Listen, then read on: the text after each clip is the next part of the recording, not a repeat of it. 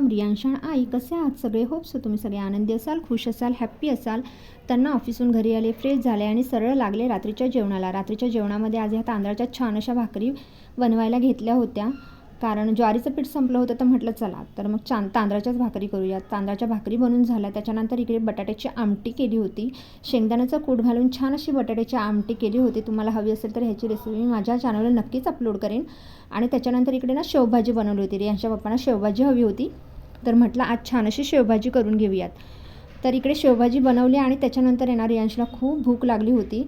तर आणि आम्हाला जेवायला थोडासा वेळ होता, कारण रियांशच्या पप्पांचा एक कॉल चालू होता. तर रियांश म्हणाला आई मला खूप भूक लागली आहे, मला वाढ जेवायला. म्हणून मग त्याला छान असं जेवायला वाढलं. तो त्याचं आवडतं कार्टून बघत बघत त्याने जेवण करून घेतलं. आणि त्याच्यानंतर आमचंही जेवण झालं. आमचं जेवण वगैरे झाल्यानंतर आहे ना इकडे भांडी घासायची होती. म्हणून मग सगळ्यात आधी तर ना इकडे सकाळची जी भांडी असतात ना ती लावून जायला मला वेळ भेटत नाही.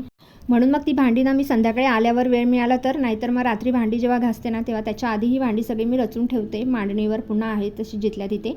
तर ही भांडी सगळी लावून घेतली आणि त्याच्यानंतर रात्रीची भांडी होती ती घासायला घेतली. ती भांडी ॲक्च्युली भरपूर पडली होती. मी नेहमीच सांगत असते की माझ्याकडून भांडी ही भरपूर पडतात, पण भांडी कितीही पडली ना तर तरीही ती मी रात्रीच्या रात्रीच घासून ठेवते. कारण जर रात्रीची भांडी सकाळपर्यंत ठेवली ना तर सकाळी आपला कामाचा स्ट्रेस अजून वाढतो, स्पेशली वर्किंग वुमेनसाठी.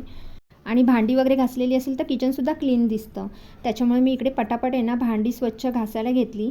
आणि ऑफिसहून आल्यानंतर ना विचार करते की ऑफिसहून आल्या सगळी भांडी जी काय पडलेली असतात ती घासून घ्यावीत, पण तितका टाईम नाही मिळत. त्याच्यामुळे मग मी विचार केला की आता सगळी भांडी एकत्र, कारण चहाची वगैरे भांडी मी घासली नव्हती, ती तशीच ठेवली होती. त्यामुळे मग विचार केला की सगळी भांडी एकत्रच घासावी. त्यामुळे जेवण वगैरे झालं आणि त्याच्यानंतर सगळी भांडी वगैरे स्वच्छ झाली. भांडी स्वच्छ झाल्यानंतर मी लगेच किचन ओटा, किचन सिंक वगैरे सगळं क्लीन करून घेते. कारण कसं होतं ना, आपण जर किचनमध्ये थोडंसं म्हणजे भांडी वगैरे घासून झाल्यानंतर शेगडी म्हणा किंवा किचन काउंटर टॉप म्हणा हे सगळं जर आपण क्लीन नाही केलं ना तर असं होतं की झुरळं वगैरे होतात. आता माझ्या घरात झुरळं अजिबातच नाही आहेत, असं मी खोटं अजिबात नाही बोलणार, कारण दिवसभर माझं घर हे बंद असतं आणि अस्वच्छता असल्यानंतरच झुरळ होतात असं काही नाही. घरात थोडंसं दमट वातावरण क्रिएट झालं ना, म्हणजे तुमचं घर दिवसभर बंद वगैरे असेल तरीही झुरळ होतात. तर माझं घर दिवसभर बंद होतं, त्यामुळे थोडीफार झुरळ आहेत घरामध्ये, नाहीच असं नाही. पण त्याचं प्रमाण कमी करण्याचा मी नेहमी प्रयत्न करते आणि स्वच्छ क्लीन ठेवण्याचा प्रयत्न करते. त्याच्यामुळे घरात झुरळ होऊ नयेत ह्याची काळजी प्रत्येक लेडीजलाही घ्यावीच लागते. पण कसं होतं ना, कुठेतरी ओलावा असतो, कुठेतरी काहीतरी गडबडीमध्ये सांडलेलं असतं, त्याच्यामुळे होतात झुरळं. पण मी त्याची काळजी घेते की ते तशी होऊ नयेत. अजिबातच नाही आहेत असं नाही आहे, 10% कुठेतरी असतातच. त्याच्यामुळे तेवढं मी क्लीन ठेवते घर की ते होऊ नये. तर सगळं शेगडी वगैरे क्लीन झाल्यानंतर ना मी ही जाळ्या वगैरे ज्या शेगडीच्या असतात ना त्या अशा बाजूला ठेवते, कारण सकाळी रियांशच्या पप्पांना जिमला जायचं असतं आणि मग सकाळी भांड्यांमध्ये हे सगळं त्यांना सापडत नाही. त्याच्यामुळे आमची ही झोपमोड होते आणि ते सकाळी 5 वाजता उठून जिमला जातात. त्याच्यामुळे मग हे सगळं मी असं ठेवते आणि किचन असं स्वच्छ क्लीन दिसत होतं, खूप छान वाटलं. आणि त्याच्यानंतर ना लगेच घरातून सगळं काही झाडून घ्यायला सुरुवात केली. किचन ऑलरेडी झाडून झालं होतं, पण हॉल आणि मधला जो पेसेज होता ना टॉयलेट बाथरूमच्या मधला, आणि त्याच्यानंतर मी जिथे माझी वॉशिंग मशीन ठेवते त्या पेसेजमध्ये थोडासा कचरा पडला होता. रियांश काहीतरी टाकतो वगैरे, तर तो सगळा कचरा असा क्लीन करून घेतला.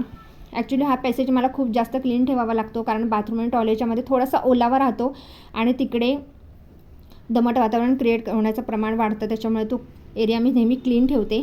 त्याच्यानंतर इथे मी पाणी वगैरे प्यायले आणि लगेच खिडकी वगैरे लावून घेतली, कारण त्याच्यानंतर आहे ना मला कपड्यांच्या इस्त्री करायच्या होत्या. कारण मी सगळे कपडे एकत्र संडेला वगैरे असे एकत्र सगळे कपडे, रियांशच्या पप्पांचे, माझे, रियांचा युनिफॉर्म आहे, माझ्या ऑफिसचे कपडे आहेत, ते वगैरे सगळे मी इकडे इस्त्री करायला घेते. त्याचप्रमाणे इकडे सगळे कपडे मी आता एक एक करून इस्त्री करायला घेतले. रियांचा युनिफॉर्म इस्त्री करायला घेतला. रियांचे 2 युनिफॉर्म आहेत, दोन्हीच्या दोन्ही व्यवस्थित इस्त्री करून ठेवते.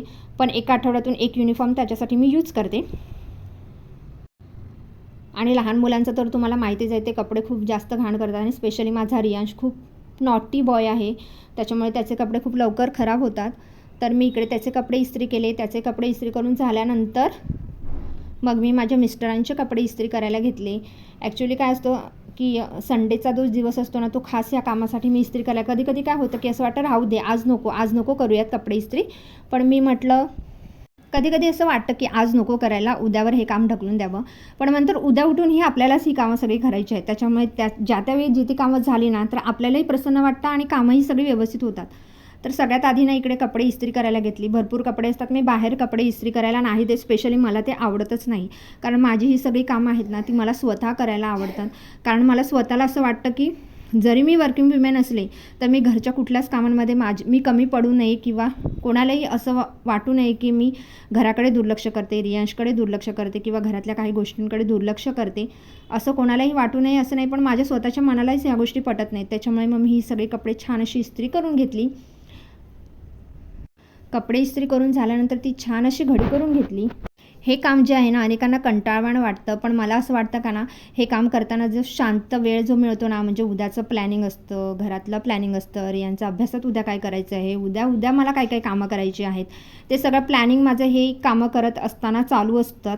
त्याच्यामुळे शांत वेळ एका ठिकाणी बसून स्वतःसाठी थोडासा वेळ मिळतो असंच वाटतं. त्याच्यामुळे हे इस्त्रीचं काम करायला मला भरपूर आवडतं. त्याच्यानंतर माझी कपडे सगळे इस्त्री करून झाल्यानंतर ती मी व्यवस्थित घडी एका ठिकाणी कपाटामध्ये ठेवून दिली. आणि ही सगळी कामं करताना ना एक आई म्हणून, एक बायको म्हणून, त्याच्यानंतर आपण एक स्त्री म्हणून आपण कधीच कुठे कमी पडू नये ह्याची काळजी मी नेहमी घेत असते.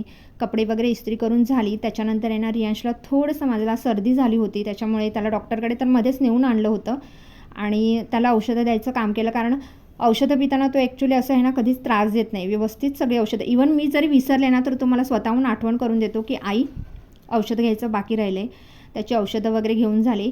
त्याच्यानंतर मस्त छान असं स्वामींच्या पाया पडले, देवाच्या पाया पडले. रियांशलाही ती सवय मी लावलेली आहे की झोपायच्या आधी आपण देवाला पाया पडायच्या. तर छान असं देवाला पाया पडून उद्याचा दिवसही माझा खूप छान जाऊ दे तुझ्या आशीर्वादाने असे आशीर्वाद मागितले. त्याच्यानंतर मी झोपायला गेली. तर व्हिडिओ आवडल्यास लाईक करा, शेअर करा आणि सबस्क्राईब करा. Bye, good night.